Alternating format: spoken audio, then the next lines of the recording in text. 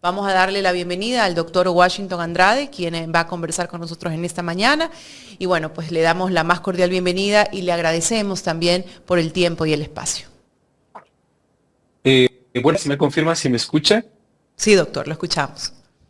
Ya. A las órdenes, ¿no? Buenos días a toda la audiencia de este programa. Gracias. Saludamos al doctor Washington Andrade. Él es abogado accionante ante la Corte Constitucional por el tema uso celulares. ¿Qué pasó? Póngamelo en pantalla. Doctor Washington Andrade, ¿existe o no un riesgo de un posible fraude electoral después de la prohibición del uso de celular por parte del Consejo Nacional Electoral? A ver, sí, hay una preocupación que no solamente es de quien habla y que propusimos inconstitucionalidad de la resolución emitida por el Consejo Nacional Electoral que restringe el uso de celulares. Si bien es cierto, lo que más ha destacado, porque a lo mejor afecta directamente los derechos de libertad de las personas, es la prohibición esta de tomar foto a mi voto, pero en el fondo lo principal y el riesgo de que pueda perpetrarse un fraude electoral está en a los miembros, a los demás miembros de las juntas receptoras del voto y también a los delegados que hacen el control electoral. Y esto tiene una base lógica, práctica. Si es que se prohíbe a quienes están haciendo el control electoral y a los demás tomar fotografías, porque expresamente la resolución dice se prohíbe el uso a partir de las 17 horas inclusive, ¿no? Entonces noten ustedes que no podrá dejarse constancia exactas, no podrá dejarse constancia de ninguna otra novedad. Entonces, esto es realmente lo grave. No solamente lo digo yo. Hoy, incluso en una entrevista en un medio en Teleamazonas, el jefe de la misión de observadores de la Comunidad Europea justamente coincide en este criterio. Y dice, lo más grave de todo esto, de esta restricción, es justamente que se prohíba el uso de celulares a los delegados de las electoral y del control electoral. Ahí podemos nosotros ver un riesgo visible. ¿Por qué? Porque nosotros ya vemos cómo se está manejando todo. Primero, las Fuerzas Armadas a través del IGM imprimen las papeletas e imprimen también las actas para efectos de hacer el escrutinio. Pero adicionalmente, las mismas Fuerzas Armadas se encargan de hacer el transporte del material electoral y al inicio, ¿no es cierto?, y posteriormente. Esto lo que hace es una sombra a la transparencia con la cual debe manejarse un proceso electoral. Y si el resultado es muy apretado, todo esto servirá para qué? Para efectos de que pueda eventualmente cumplirse con un fraude. Y a esto debemos estar atentos, ¿no? Por eso es que es tan importante que la Corte Constitucional emita un pronunciamiento rápidamente, pero contemplando no solo el aspecto que ha sido el más visible, la prohibición de la foto al voto, sino la restricción del uso de celulares a los miembros de las juntas receptoras. Doctor, ¿usted nos quiere decir que podría darse el caso de que se imprima doble papeleta y de repente cuando necesiten ciertas actas lo que hacen es llenarlas y como tienen el mismo código de barra van a aparecer el momento de la revisión? Jaime, no manifiesto eso porque, a ver, podría decirlo. Lo que pasa es que sabiendo cómo funciona el proceso electoral, en manos de quién está, agregarle este elemento de la prohibición, de la restricción de uso de celulares a los miembros de las juntas receptoras del voto y adicionalmente a los delegados que hacen control electoral, siembra dudas sobre todo esto. Más todavía si es que vemos que sin ninguna razón, es decir, se les asigna un bono a las Fuerzas Armadas y a las Fuerzas del orden. O sea, que ver, y hemos visto las posiciones. Yo mismo puedo decir, yo estoy, por efectos de mi afición al nacional, yo estoy en chats militares. Y yo veo cómo se está manejando y cuál es la animadversión que tienen desde las Fuerzas Armadas, que está sembrada desde la cúpula, para decir, con el miedo que tienen que llegue a ganar el correísmo. Entonces, eso está en juego. Por lo tanto, el hacer y mantener esta restricción, como la presidenta Tamaín ha ido dorando un poco, ¿no? Ha ido tratando de dulcificar esta medida. Antes se sacó la noticia de que iban a ser detenidos quienes tomen la foto. Luego se cambió y dicen la multa es de 9,000 a casi 33,000 dólares. ¿No es cierto? Completamente desproporcionada, sin base legal. Y luego ya se ha ido modificando. Dicen, no se les va a retener el celular, no se les va a requisar, solamente el momento de ir atrás del león no se va a poder tomar la foto. ¿Quién hace ese control? Para hacer ese control, el miembro de las Fuerzas Armadas, es decir, que pueda ser el militar o todo eso, tendría que violar el derecho al voto secreto del ciudadano porque tendría que irle a espiar, es decir, si está tomando la foto o no. ¿Sí me explico? Entonces, esto es lo que está en juego. No solamente la violación de los derechos de libertad de las personas, la seguridad jurídica al cambiar reglas del juego, violando la disposición, el artículo 7 de la democracia, que no permite introducir nuevas reglas en un año, el año previo electoral, menos de un proceso electoral, y además el riesgo de cubrir con este manto de duda al proceso electoral. No, entonces, con pretextos y con informes que ni siquiera tienen bases fácticas y legales. Doctor, ¿cómo sanciona el Consejo Nacional Electoral si ese reglamento lo hicieron en medio de un proceso electoral? El reglamento no puede estar por encima de la ley. ¿Cómo puede sancionar el Consejo Nacional Electoral, en este caso, a quien utilice un teléfono celular y le tome la fotografía al voto? A ver, primero que evidentemente no es un reglamento, es una resolución del Consejo Nacional Electoral, que está basada en supuestos informes de la policía, en que no tiene una base fáctica, porque hemos revisado, ¿no es cierto?, estos informes también, en que no tiene la base fáctica, que de denuncias se han presentado efectivamente en la Fiscalía, en la policía, respecto de esto. Tiene como base una nota de un pseudo periodista de farándula, este señor que se hace llamar Duplay, que creo que es de apellido Jaramillo o algo por el estilo. Tiene como base eso, la noticia que supuestamente da que en determinado barrio de Guayaquil le han reportado eso. Ese es el sustento. Y en ninguna parte se presentan estadísticas de denunciaciones de las personas al respecto. Básicamente lo que hay son estos informes que son completamente forzados, que abonan a criminalizar a las personas que votan por la otra lista. ¿Sí me explico? O sea, el discurso es tan maquiavélico en cuanto a esto, que a las personas, o por el hecho de que casi hay un empate técnico entre los dos candidatos, le echan la culpa a los GDO.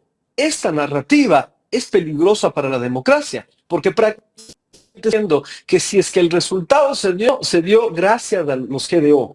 Esto es lo que está en juego. Por eso los observadores internacionales están preocupados y por supuesto los ciudadanos. ¿No es cierto? El ciudadano de a pie a lo mejor no se termina dando cuenta y cree que es algo superfluo lo que nosotros estamos peleando en la Corte Constitucional. Tanto así que vimos con sorpresa el día de ayer que ya uno de los jueces del TCE también realiza una consulta a la Corte Constitucional, sumándose a la acción que fue admitida a nosotros y que se le dio también la prioridad, es decir, se utilizó la disposición que genera excepcionalidad para que se pueda tratar con prioridad este tema que esperamos se resuelva en estos días. Ojalá la Corte hasta este día viernes, como acostumbra sacar los días viernes los fallos controvertidos, ojalá, es decir, emita el fallo, porque lo que los ecuatorianos necesitamos es transparencia, pero necesitamos seguridad jurídica y necesitamos que la Corte Constitucional se pronuncie en defensa de ¿qué? De los derechos de los ciudadanos y de la Constitución. Y en el caso de los menores de edad, 16, 17 años, que van a votar el 13 de abril, ¿se los puede sancionar? Ellos son menores de edad. Es tan inconsistente y tan ilegal e inconstitucional esto que ni siquiera se han dado cuenta que si es que los jóvenes que son asidos del celular, más que nosotros inclusive, ¿no es cierto? Uno de los jóvenes que tiene este foto es menor de edad, va e incurre en esta falta, le estarían condenando a decir a $23,000 al pago. Y eventualmente ni siquiera ese patrimonio tendrá su padre. ¿Cómo viabilizan esta violación, este proceso? A una persona de la tercera edad que esté en estado de vulnerabilidad, que vote y que haga este ejercicio de libertad, de tomar la foto a su voto, resulta que podría también ser sancionado. Es decir, los abuelitos van a ser sancionados, criminalizados. Porque tan descabellado esto, que lamentablemente me toca hacer un ejemplo. Si nosotros extendemos esto y nos damos cuenta que si 1 millón de personas incurrirían en esto, potencialmente las multas podrían llegar a $33,000 millones. Y si son 2 millones, $66,000 millones. O sea, con esto podríamos pagar la deuda externa si es que se multan a todos. O sea, esto es tan descabellado como el ejemplo que acabo de dar, que me permito indicar para que la gente se dé cuenta. Es decir, no tienen base. Lo sí anuncio, independientemente del fallo de la Corte Constitucional, porque yo tengo que hacer un ejercicio y ser coherente. Yo sí anuncio, por ejemplo, que yo sí voy a hacer uso de mi derecho de libertad, del artículo 98, del ejercicio del derecho a la resistencia de manera pacífica, y yo sí voy a hacer. Si es que persistiera esta prohibición, yo sí voy a hacer, porque yo quisiera ver con qué base legal el TCE me va a multar. Pero yo voy a hacer ese ejercicio, porque evidentemente se predica. Y no se trata de un tema de rebeldía, de resistirse, no. Lo que pasa es que es un tema de coherencia y defender nuestros derechos. Entonces, estamos nosotros atentos a que la Corte Constitucional, yo creo que buena parte de los constitucionalistas, incluso a los que desfilan por la televisión, se han manifestado, es decir, favorables a esto. Esperamos que la Corte, con su nueva mayoría, se estrene, ¿no es cierto?, defendiendo los derechos de las personas. Y si no, quedará en evidencia que también está Mr. Daniel Noboa. Doctor, efectivamente, no hay que esperar la resolución de la Corte, pero bueno, también hay una Corte a la medida. Usted mejor que nadie lo sabe. Pero bueno, hablan de una multa y un poco también a los ciudadanos que les hace ruido esto, dicen, bueno, si me multan y me dan este papelito, ¿cómo me defiendo? ¿Qué hago? ¿Qué hacen los ciudadanos en el supuesto no consentido de que esto se mantenga y te multen y te den un papel porque dicen que luego va a ser revisado, ¿no? Entonces, ¿qué haces ahí como ciudadano normal? Bueno, hay que decir una particularidad. Nosotros hemos propuesto esta denuncia como personas de derecho para efectos de que la Corte se pronuncie. Nosotros esperamos que la Corte, es decir, dé la razón a los ciudadanos. Si no lo hace, evidentemente, esta resolución tendrá un respaldo de la sentencia que emita la Corte Constitucional. Evidentemente, nos sería irresponsable de nuestra parte el hecho de arriesgarle a una persona para efectos de que tenga un abogado para defenderse. Más allá de que, repito, de mi parte, por coherencia, yo sí lo haría, porque yo sí quisiera, es decir, seguir todo este procedimiento para ver si es que esto llegaría a buen puerto al final. No obstante, si una sentencia de la Corte, porque somos respetuosos también del derecho, por eso propusimos la acción de inconstitucionalidad, evidentemente esa resolución tendría una base constitucional y evidentemente no seríamos irresponsables de decirle a los ciudadanos que incurren en esto porque esto puede afectar el patrimonio y ponerles en un riesgo respecto de esto, ¿no? Esto es lo que está en juego. No obstante, yo sí anuncio de mi parte que, es decir, exhibiré mi voto, ¿no? Bueno, es importante un poco porque no sabemos a dónde nos va a llevar. Ahora, en esta simulación que hizo el Consejo Nacional Electoral, hablaba, pues, ¿no?, de tu celular, de que si te entregaban un papelito, si tú tomabas la foto, pero también ellos manifestaban que sí le iban a permitir a los candidatos mostrar su voto. ¿Qué pasa si un ciudadano que no puede tomar la fotografía quiere mostrar su voto? ¿Lo puede hacer? Eso, claro, lo que yo acabo de manifestar, ¿por qué? Porque es el derecho de igualdad. Es decir, si bien es cierto son candidatos, pero ¿por qué no dejan de ser ciudadanos por eso? ¿Y qué disposición permitiría que los candidatos sí lo hagan y los ciudadanos no lo hagan? O sea, de hecho, por eso yo me permito adelantar que yo sí lo voy a realizar. Yo voy a realizar ese ejercicio ciudadano, pero evidentemente no hay ninguna prohibición. De hecho, no es de las facultades de los miembros de las juntas receptoras del voto o del presidente de la junta receptora del voto, ni tampoco de los miembros de las Fuerzas Armadas realizar esta notificación de las boletas, ¿no es cierto? O sea, no consta esto en la ley. No sé cómo ellos van a hacer. No tienen las facultades ni órdenes para requisar al ciudadano que eventualmente guarde y ponga buen resguardo su celular. ¿Cómo es lo que van a hacer? ¿Van a requisar en ese momento? No tienen la facultad tampoco de retener ese rato el teléfono, la cédula de identidad. No hay esas facultades en la ley. Se las están inventando y lo van dorando, ¿no es cierto?, con estas ruedas de prensa y estos ejercicios absurdos que terminan haciendo. Si usted se fija en el ejercicio que realizaron, note usted que se hizo y no se respetó la privacidad del voto, porque de hecho cámaras y funcionarios y todo estuvieron atrás del biombo. O sea, hasta para hacer un ejercicio tienen que hacerlo de manera práctica, no violatoria a los derechos. Yo creo que tan descabellada esta resolución, tan inconsulta, que no abona la transparencia, que yo creo que la Corte Constitucional va a resolver en favor de los ciudadanos y la transparencia del proceso electoral. Doctor, a los ciudadanos le han infundido miedo, temor. Tienen temor a denunciar, ¿no? Tienen temor a enfrentar. Entonces, ahí, más bien para ellos, ¿qué pasa si yo en el momento de sufragar tengo atrás mío a un militar o tengo a un delegado de alguna mesa que esté pendiente de mi celular o de mi voto? ¿Cómo actúa un ciudadano? Porque el problema ahora es que la gente tiene miedo, hay que reconocerlo, hay que decirlo, tiene miedo a la persecución, tiene miedo pues a incurrir en alguna infracción y que sea perseguido, cuestionado, pero ¿cómo actuar? Porque como usted dice, no vivimos en un Estado de Derecho. Entonces, ¿cuál es el actuar que debería tener un ciudadano común que va a sufragar y que se encuentra en uno de estos casos? Nosotros realizamos un video, nos usan las facultades histriónicas que no son propias nuestras como abogados, pero sin embargo, para ejemplificar y por recomendaciones de nuestro equipo de comunicación, hicimos un ejemplo práctico, ¿no es cierto?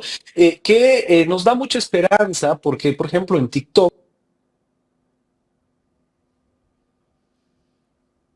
se nos congeló el doctor Washington Andrade. Vamos a tratar de volver a conectarnos con él, porque es súper importante esto, ¿no? Nos está generando miedo, el temor, y cuando te dicen que vas a tener una multa de 9.000 hasta 36.000 dólares, tú dices, uy, Dios mío, yo no tengo para pagar eso, ¿no? Y cualquiera se va a asustar, sobre todo en el país que vivimos, ¿no?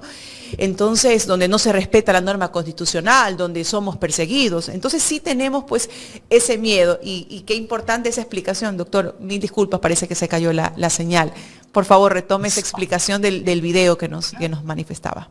Gajes del oficio, ¿no es cierto? Entonces nosotros hicimos este ejercicio por recomendación de nuestro equipo de comunicación y hemos tenido, y eso nos da mucha esperanza, hemos tenido la suerte de que esto se viralice. Hemos llegado ya a 1.200.000 visualizaciones del video sin gastar un solo centavo. Y hemos visto la segmentación, según nos explican los expertos, que una buena parte de este video ha sido visto por gente joven. Es decir, esa gente, los jóvenes que fueron engañados por el presidente de TikTok, ¿no es cierto? Y esto nos llena de esperanza también. Ahí nosotros hemos dado los 3 tips respecto de esto, pero y potencial, dependiendo qué pase con la Corte Constitucional, vamos también a sacar material audiovisual. Pero las recomendaciones son básicas. Primero, que hay que hacer respetar nuestro derecho al voto secreto, a la privacidad. Es decir, nadie, ningún policía, militar o funcionario, ni ninguna otra persona estar atrás o frente al biombo viendo cómo votamos. Esto hay que hacer respetar. E inmediatamente hay que reportarlo a los observadores y al mismo CNE. Es decir, hay que hacer respetar eso. Uno no puede votar mientras alguien esté parado al frente. Esto es sumamente, eso es un derecho que tenemos. Y esto debe reportarse como una anomalía electoral, una infracción electoral de quien esté violentando eso. Entonces, de ahí, si es que en cambio hubiese el intento de quitar el teléfono, de revisar el teléfono, hay que pedirle la orden judicial, porque no se puede quitar ningún dispositivo electrónico ni propiedad de una persona sin una orden judicial o de fiscalía en un acto urgente. Es decir, no se podría hacer eso. Entonces, hay que exigir el cumplimiento de estos derechos básicos, ¿no? Así que nosotros tenemos la esperanza de que la Corte Constitucional va a hacer lo correcto y creo que ahí tendríamos que encargarnos de hacer la difusión necesaria con la ayuda de los medios de comunicación para efectos de que medios de comunicación tradicionales, que ya sabemos que están ahí, que ya han posicionado, es decir, el archivo de una petición, de un recurso en la vía administrativa en el CNE, ellos ya lo dieron como que el TC ha ratificado esto. No, fue una resolución de archivo, pero ya posicionan, incluso ya empiezan con esta política del miedo, ¿no es cierto? A decir, la multa será de tal cosa, y ya están listas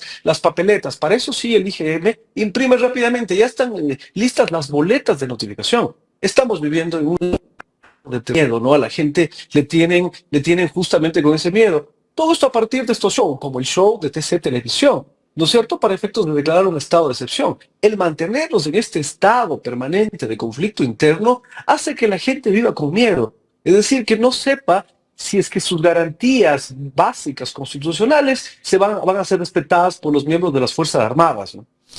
Doctor, ¿qué garantías hay en que sea un proceso electoral transparente? Y le pregunto qué garantías hay, porque escuchábamos, y yo creo que usted también tiene que haber escuchado ayer al presidente candidato Daniel Noboa que manifestaba pues que él le respetaría el proceso electoral y los resultados siempre y cuando pues sea un proceso transparente y no haya ningún tipo de fraude. Entonces, ¿cómo confiamos en ese proceso electoral? Bueno, es un discurso maniqueo de parte del presidente de la República y su gobierno. Todos nos damos cuenta que el poder electoral, por decirlo de alguna forma, es decir, el CNE y el TSE, están cooptados por el gobierno. Esto termina siendo evidente. Sin embargo, en la primera vuelta, por ejemplo, fue tan contundente la votación, y a pesar de que trataron de posicionar con ese exit poll fraudulento, tratar de posicionar que se ganaba el primer vuelta. Por eso tuvimos que presentar una denuncia en contra de Diego Tello y nos alegramos que esa denuncia que presentamos haya servido para que el CNE ya no le haya calificado para que haga un exit poll este señor, ¿no es cierto? Que de administrador de un hospital termina siendo uno de los encuestadores y por poco le da de ganador en primera vuelta al actual presidente candidato. Entonces, este discurso que el presidente trata de posicionar es maniqueo. Ellos saben perfectamente que el poder está del lado de ellos. Ellos empiezan a quejarse de decir que puede haber un fraude electoral. ¿Por qué? Porque en eso tienen el discurso de tratar de decir desconocemos los resultados. Esa es la cuestión. Por eso la importancia, noten ustedes la importancia de que se pronuncie la Corte Constitucional. ¿Por efectos de qué? Porque ellos van a tratar de decir que en virtud de que ha habido extorsiones y todo eso, ¿no es cierto? La otra candidata es la que ha ganado y por lo tanto no se reconoce el resultado electoral. Esto es sumamente responsable, como siempre en las declaraciones del presidente de la República, pero lo están posicionando a propósito por efectos de que se ven abajo las encuestas y evidentemente tienen que reaccionar. Por eso es que todos los ciudadanos debemos estar atentos y en un momento determinado ejercer una forma de control electoral masivo para proteger la democracia. Doctor, bueno, un poquito saliendo del tema de la votación electoral, me gustaría su criterio, ¿no? El presidente le hace llegar prácticamente una carta a la señora Diana Tamaín donde le indica pues que va a estar en campaña. La Asamblea le está pidiendo cuentas al presidente diciéndole, hey, usted no nos ha pedido autorización a nosotros, que es que nos corresponde darle licencia para su campaña. Y tenemos por otro lado una señora Tamaín que dice, a mí no me compete, no es mi competencia. Bueno, yo me pregunto entonces, ¿cuál es la verdadera competencia del Consejo Nacional Electoral? O cuando es su competencia, ¿por qué no la asume? ¿No? ¿Cómo vemos desde el punto de vista jurídico esto? Porque hablamos de que puede caer en una infracción bastante grave, muy grave, el presidente candidato Daniel Noboa. Bueno, de hecho ya ha caído en la infracción, es decir, ya en la primera vuelta él ya cayó en esta infracción y si usaron fondos públicos, sí que se cumpla la licencia de forma adecuada. Esto tendrá que revisarse. Pero acá lo que vemos es que yo hace algunos días en una rueda de prensa manifesté, este gobierno y su presidente no respetan la ley ni la constitución, actúan, es decir, sabiendo que cometen ilegalidades, porque los órganos de control, los órganos judiciales en el Ecuador se demoran mucho en resolver los procesos. Entonces ellos actúan y se la juegan este rato con ilegalidades por efectos de la coyuntura, a pesar de que si es que luego los procesos puedan emitirse sentencias desconociendo estos actos, pero ya sabemos cómo se demoran. Esto también pasa porque tienen el control, tienen cooptado el Consejo de la Judicatura, por ejemplo, y esperemos que la Corte Constitucional no sea otra de las instituciones cooptadas. Pero ellos actúan sabiendo que cometen ilegalidades. Esto es una flagrante violación a la Constitución. La misma suspensión de la vicepresidenta constitucional de la República es una aberración jurídica que no tiene sustento. Hay varios delitos, ahí hay tráfico de influencias, ahí hay fraude procesal, ahí hay violaciones de derecho, ahí hay violencia contra la mujer. Es decir, claramente, pero ya sabemos que la Fiscalía también conecta con estas posiciones. Sin embargo, lo que estamos viendo es de que un saludo a la bandera, mandar una comunicación al CNI que no tiene competencia para recibirlo, donde tiene que dirigirse es en la Asamblea Nacional. Pero ya están empezando a salir los videos, los cantos de sirena. Por ahí vi a alguien que creo que, perdón que lo diga, pero creo que anda chuchando.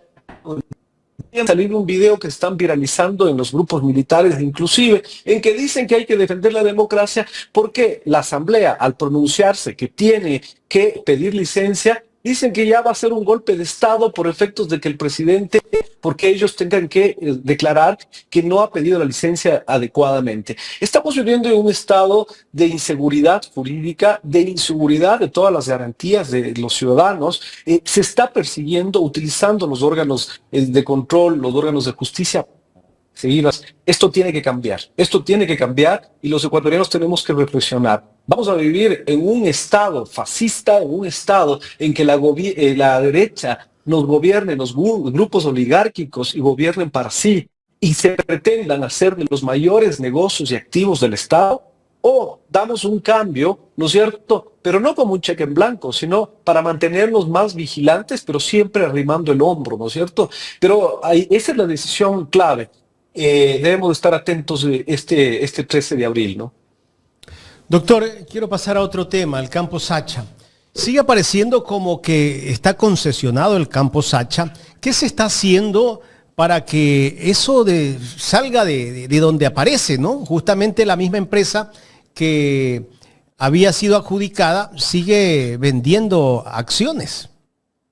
Bueno, esto termina siendo grave. Nosotros como ciudadanos encabezamos esta lucha y recibimos un apoyo mayoritario, en realidad, de los ciudadanos, de las organizaciones sociales, sindicales, y logramos detener, es decir, la firma del contrato, que era sumamente lesiva y que sería sumamente lesiva para el Estado ecuatoriano, donde se calcula que se perdería más de 8.000 millones de dólares para el Estado en los 20 años, incluso en otros cálculos más todavía.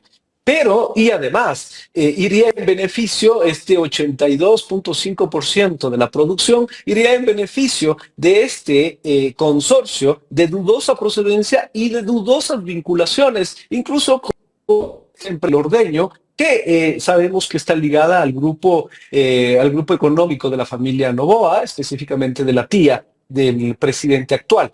Esta situación evidentemente todavía se mantiene, el riesgo se mantiene. ¿Por qué? Porque se emitió una resolución de adjudicación. Esta resolución de adjudicación se estableció un plazo, un término para que se haga el depósito de esta bicoca que ellos le llaman 1.500 millones de dólares, que puede ser importante, pero frente al negocio termina siendo meter aguja para sacar, como se dice popularmente. Esta resolución de adjudicación sigue vigente. Y el término para que depositen concluye el 14 de abril, es decir, el lunes luego de las elecciones. Lo mantienen así, tienen el borrador del contrato lesivo con cláusulas de arbitraje internacional, es decir, todo sigue básicamente en stand-by. Mientras tanto, internacionalmente, este consorcio que está constituido, no está constituido legalmente, pero cuya una de las compañías tienen como capital 2.000 dólares. $2.000 para hacerse cargo de un negocio de tanta magnitud, de una actividad de tanta magnitud.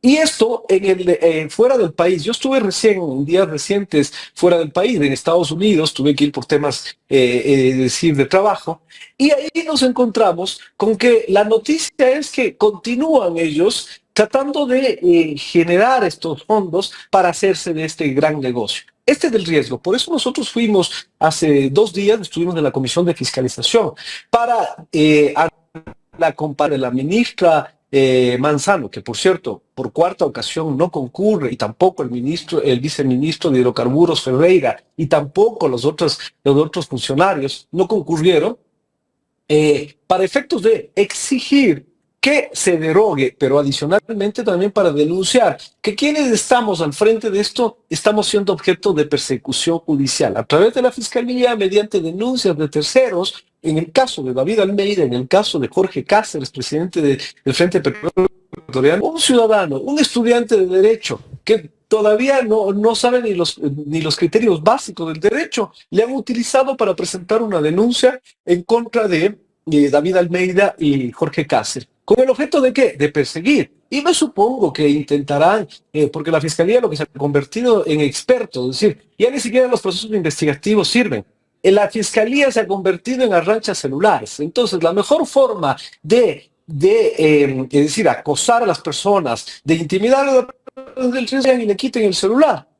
Esto es lo que está pasando este rato, ¿no? Y todo esto en el contexto de abonar a la postura del gobierno. La Fiscalía no le interesa para nada el que se cuidar los recursos naturales ni nada por el estilo. Está abonando al discurso y a la posición del gobierno de hacerse de los negocios principales del Ecuador. Y aquí, Jaime, yo denuncié inclusive y lo ratifico, con el propósito de que se realice un acto urgente. Nosotros solicitamos una diligencia antes de Carnaval. Sin embargo, la Fiscalía, y ahora entendemos por qué razón abrieron la investigación previa en virtud de nuestra petición de acto urgente, que no fue una denuncia. Abrieron la investigación previa en contra del presidente de la República y de los demás funcionarios. ¿Con el objeto de qué? De que pase lo mismo que está pasando en los chalecos de cartón. Es decir, de cubrir y callar la boca, silenciar a todo el mundo que tenga incluyéndome a mí, para efectos de que no nos pronunciemos nada sobre el caso porque está en investigación previa. Y yo he recibido una amenaza velada de la fiscal que está llevando el caso, diciéndome directamente: me han pedido los abogados de la Presidencia de la República que inicie una investigación por difusión de información confidencial, de circulación restringida, en contra suya, porque usted está indicando e informando a la prensa de que se van a dar tales recepción de versiones. Entonces, ahí estamos viendo de que se me trata de maniatar, se me trata de silenciar el hecho de informar, el cual es mi derecho, incluso mi protección. En un caso de tanta relevancia termina siendo mi protección. Que sepa la prensa y la ciudadanía cuándo tengo que ir a rendir mi versión en la Fiscalía sobre estos hechos. Que por cierto, está para el próximo 10 de abril mi versión. Estoy Doctor, preparando ¿y qué mi versión. fiscal le anunció eso? La fiscal Mayra Soria, ¿no? La famosa fiscal del caso del celular. penosamente arranchando el celular. Yo, por cierto, cuando fui a la Fiscalía, el primer llamado de rendir mi versión y no se presentaron los abogados de la Presidencia y por eso no se dio mi versión, yo tomé mi celular y le puse al frente. Y yo le puse mi celular al frente. O sea, yo estoy presto acá, yo no tengo nada que ocultar. Así que a mí no me amedrentan, ni a los que estamos liderando esta lucha, no nos amedrentan. Nosotros no vamos a dar un paso atrás en nuestra lucha. Esa es una manera tal vez de decirle: oye, ya no sigas, porque te vamos a abrir una investigación si sigues, ¿no? Vamos a buscarte un delito, como para amedrentar a la gente, ¿no? Exacto. La mala noticia es que la misma fiscal Diana Salazar me conocen tantos años, ¿no es cierto? Y saben cómo yo actúo.